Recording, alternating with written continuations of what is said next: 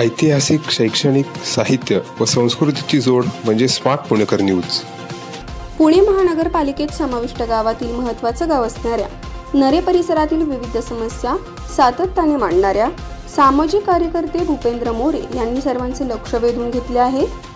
जनतेच्या प्रश्नासाठी जीवाची बाजी लावून जनतेचे प्रश्न सोडवणारा नेता ही त्यांची ओळख आहे. यापूर्वी त्यांनी आमरण उपोषण, रस्ता रोको, विविध मोर्चे अशी विविध आंदोलने केली आहेत. मागील आठवड्यामध्ये त्यांनी कृष्णानगर परिसरात चक्काजाम आंदोलन केले होते. तब्बल 5 तास चाललेल्या या चक्काजाममुळे नरे धायरी फाटा वाहतूक ठप्प झाली होती. त्यांच्या आंदोलनासाठी प्रसंगी प्रशासनाला सुट्टीच्या दिवशी आंदोलनस्थळी येऊन आंदोलनाची दखल घ्यावी लागली होती. एक सत्ताधारी पक्षामध्ये असताना सुद्धा कार्यकर्त्यांना रस्त्यावर उतरवलं होते, त्याकडे कसं? भूपेंद्र मोरे हे आमचे चळवळीचे कार्यकर्ते. सत्ता असले तरी सगळेच प्रश्न मार्गी लागत नाहीत. बऱ्याच वेळा नागरिकांसाठी, त्यांच्यासाठी ते प्रश्न सुटावे म्हणून रस्त्यावर उतरावं लागतं. आणि सत्तेमध्ये काम करत असताना प्रशासनाचं सहकार्य फार महत्त्वाचं असतं. बऱ्याच वेळा सांगून प्रशासन ऐकलं नाही की या मार्गाने आंदोलन केलं तर प्रश्न सुटत असतात. त्याच्यामुळे त्यांनी रस्ता रोको आंदोलन केलं. पण आत्तापर्यंत अनेक वेळा त्यांनी नागरिकांच्या प्रश्नासाठी आंदोलन केलं असताना त्यामधून जवळजवळ 100% यश त्यांना मिळालेलं आहे. म्हणजे चळवळीच्या कार्यकर्त्याला माहीत असतं, जर सरळ सांगून ऐकलं नाही तर आम्हाला रस्त्यावर उतरून नागरिकांसाठीचे प्रश्न मांडावे लागतील. पण तरीसुद्धा त्यांची जी काही मागणी असेल, या वॉर्डच्या बैठकीमधून असेल किंवा महानगरपालिकेच्या माध्यमातून असेल, आम्ही त्यांच्या पाठीशी उभे आहोतच.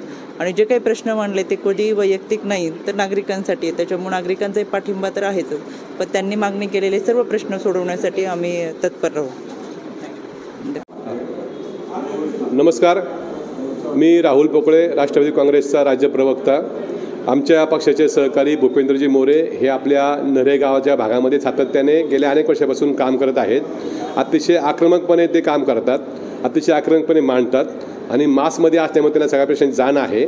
त्या माध्यमातून त्यांनी मागच्या काळामध्ये नाऱ्यामध्ये ज्या सगळ्या वेगळ्या समस्या जाणवत आहेत त्या समस्यावरती जाणीवपूर्वक महापालिका दुर्लक्ष करते. त्या अनुषंगाने त्यांनी एक आंदोलन केलं होतं, रास्ता रोको आंदोलन.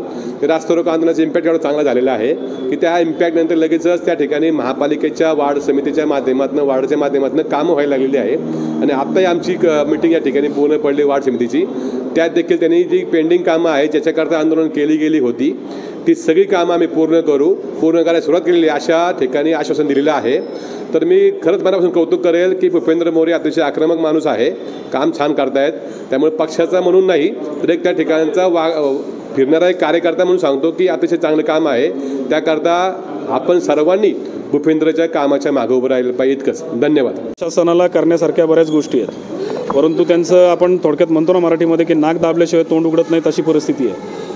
रास्ता रोको केल्यानंतर ह्या सगळ्या गोष्टी सुरळीत जर होऊ शकतात, ड्रेनेज वाहणारे जर थांबू शकतात, तर तब्बल 1 ते 1.5 किलो रद्दी तयार होईल. एवढे अर्ज देऊन सुद्धा जर काम होत नसेल तर लोकांनी नेमका जर ह्या सगळ्या गोष्टी करण्यासाठी रस्ता जर निवडायचा तर तो नेमका निवडायचा कुठला, असा आंदोलनं करून जर अशा गोष्टी होणार असतील आणि तेही स्वतः सरकारमध्ये असताना, तर याच्यासारखं दुर्दैव दुसरं कुठलंच नाही असं म्हणायला लागेल. कायम या 32 गावांना, 34 गावं आतमध्ये आली होती, 2 गावं आता बाहेर काढलीत. या 32 गावांना इतर गावांची परिस्थिती काय आहे ते मला निश्चित सांगता येत नाही, पण आम्हाला कायम दुटप्पी आणि दुय्यम भूमिका आहे. आजही तुम्ही पाहताल की धायरी गणेशनगर मुख्य रस्त्यावरती आज डांबर चालू आहे, खड्डे बुजवण्याचं काम चालू आहे. काल बँक ऑफ महाराष्ट्रापासून ते मानाजीनगरपर्यंत खड्डे बुजवायचं काम सुरू होतं. आज जाऊन पहा, पुन्हा ते खड्डे आहे तसे सगळं डांबर वाहून गेलेलं आहे. म्हणजे फक्त दिखावा करण्यासाठी हे कामं चालू आहेत का? कचऱ्याचा प्रश्न मी जेव्हा आवाज उठवला, इथं आरोग्याची एवढी मोठी समस्या आहे, रस्ता अरुंद आहे, त्याच्यावरती रस्त्यावरती हेडर पॉईंट करून ठेवलेले आहेत कचऱ्यासाठी, आणि तो कचरा रस्त्यावर साठवला जातो, त्याच्यावर पाऊस पडतोय, त्याच्यातनं दुर्गंधी तयार होतीये, लोक, लहान मुलं, ज्येष्ठ रस्त्याने चालत फिरत आहेत, त्याच्यात ड्रेनेज वाहत आहे. एवढ्या गचाळ वातावरणामध्ये राहतोय. आणि सगळ्यात हाईट म्हणजे या संपूर्ण 32 गावांमध्ये सर्वात जास्त कर देणारे लोक म्हणून आम्ही आहे. आता तुम्ही जे पाहता, या ज्या सोसायटीमध्ये थांबलो इथं पाण्यासाठी म्हणून ही बैठक आयोजित केली होती. सरकारी अधिकारी त्यासाठी आले होते. पाणी व्यवस्थित मुबलक प्यायला नाही, जे पाणी येतं ते सुद्धा गढूळ पाणी आहे, फिल्टर पाणी पण नाही इथं प्यायला. काय म्हणून सहन करायचं आणि कशासाठी म्हणून महानगरपालिकेत गेलो ह्याचंच मोठं आश्चर्य वाटतंय.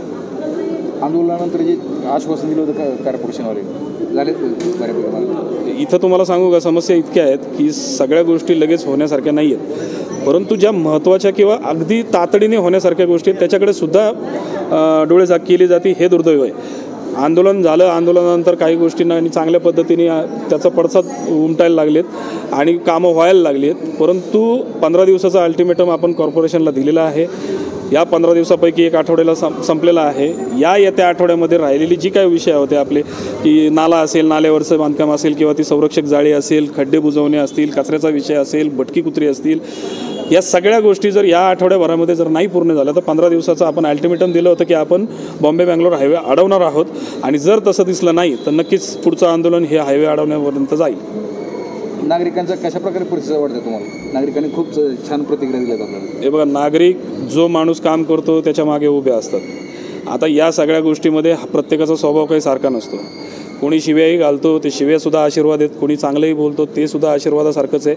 आपलं आपलं काम करत राहावं एवढीच प्रामाणिक इच्छा आहे आणि त्या पद्धतीने करतो आहे. आणि हे आंदोलन काही माझं पहिलं नाही आहे. यापूर्वीसुद्धा अनेक मोर्चे काढलेले आहेत, अनेक आंदोलन केलेलं आहे, उपोषण केलेलं आहे, रास्ता रोको केलेलं आहे आणि यापुढे सुद्धा बरेचसे आंदोलनं होणार आहेत. बऱ्यापैकी गुन्हे आता अंगावर आहेत, की जे एक नेत्याला मिरवण्यासारखा दागिना म्हणून जो गाड्यात असतो ते बऱ्यापैकी आता अंगावर चढलेले आहेत. बघू येत्या काळामध्ये काय होतं आहे. तुमचा सगळ्यांचा आशीर्वाद, लोकांचा सगळ्यांचा आशीर्वाद काही ना काहीतरी फलित होईल असं वाटतंय. मिळत नाही. 20 मिनटं पाणी सोसायटीला पोहोचलं जाते. पाण्याकरता रेग्युलर टँकर मागवण्याची परिस्थिती गेले 10-12 वर्ष मी सहन करतो, पण ह्या 2 महिन्यामध्ये अक्षरशः पाणी सुटत नाही. 15 मिनटं 10 मिनटं फक्त पाणी येते. तर पाणी सोडायची तेवढी कॉर्पोरेशननी मेहरबानी करावी. कॉर्पोरेशनला आम्ही टॅक्स तर देणार आहोत, मग कॉर्पोरेशनने पाणी देणं आम्हाला गरजेचं आहे का नाही? कचरा उचलणं कॉर्पोरेशनची गरज आहे. आम्ही कॉर्पोरेशन कचऱ्याकरता स्वच्छ मोहीम केली, त्याला पैसे द्या म्हणजे आम्ही पैसे देतो. पण पाणी सोडण्याकरता टँकरवाल्याला पैसे द्यायचे वेगळे, पाणी सोडणाऱ्याला पैसे द्यायचे वेगळे. म्हणजे सोसायटी चालवल्यानंतर राहिलेले पैसे शिल्लकच राहत नाही. शिल्लक 1 रुपया. सगळे पैसे जर ह्या चोरापोरांची भरती करायची, पाणीवाल्याची बिल्डिंग होतात आणि आम्ही इथं राहणाऱ्याला आम्हाला पाणी येत नाही 2 तास 1.5 तास. काय करणार याचा प्रॉब्लेम? जर व्यवस्थित मिळायला पाहिजे यासाठी आम्हाला भरपूर इथं 400-500 लोक राहतात. तर 2 दिवसात 3 दिवसात पाणी सोडणे इतर जे समस्या होत्या त्या बऱ्यापैकी आता ड्रेनेज रस्त्यावर होत होत्या. भूपेंद्र मोरेंनी भूपेंद्र मोरेंनी यांनी स्वतः जातीने बघितलं. हे सर्व चांगल्यापैकी त्यांनी करून घेतलं.